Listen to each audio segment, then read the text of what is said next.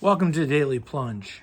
We are in the Gospel of Luke, chapter 20, starting at verse 41, going through chapter 21, verse 4. Now, we're looking at these passages at the end of the Gospel of Luke in light of the advent of Christ, the return of Christ as Lord and King. And we begin with this passage where Jesus, after they've been challenging him and asking him questions, he now challenges them and asks them, whose son is the Messiah? Who does the Messiah belong to? And one of the things he talks about is that the Messiah will make all the enemies of David and the people of God, that they will submit to him. And so Jesus is asking them this, when Jesus himself knows that he is the root of David. He is the source of David, but he's also the offspring, the fulfillment of the Davidic promise. So the promise that one day a ancestor of David would be the Messiah, the eternal King.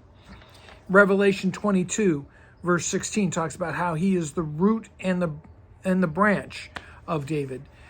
Also, how Jesus is the son of David. He's the Lion of Judah.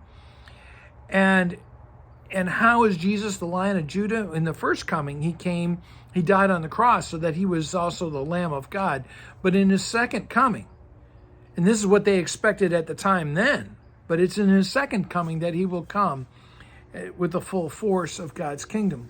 Now, Jesus goes on in verse 45, and he says, he warns them about the teachers of the law. And they're big on how they look on the outside, right? They love to show that they're spiritual leaders. They love to have people greet them with reverence, respect, and yet they're devouring widows, and they just do prayers for show. And he says that these are the ones who are going to be punished most severely when Christ comes again as King. How are the people of God behaving? Are they expecting to be revered just simply because they're the people of God? I mean this especially for pastors. Or will God find us as faithful servants doing the work of the kingdom? He talks about devouring widows.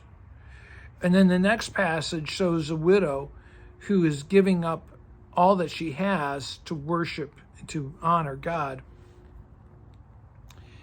And I think about how in this time, as we await the second coming of Christ, and we don't know when that time will come, we are called as the people of God to be protecting widows, looking out for the helpless, those who are struggling, and that they often are models of faith for us. That the widows actually are the ones who lead the way in teaching us how to give our lives fully to God. Maybe that's part of the challenge of this passage is, are we willing to let go of the things of this world to give ourselves fully to God and be ready for his second coming? Well, thanks, friends. Have a blessed day.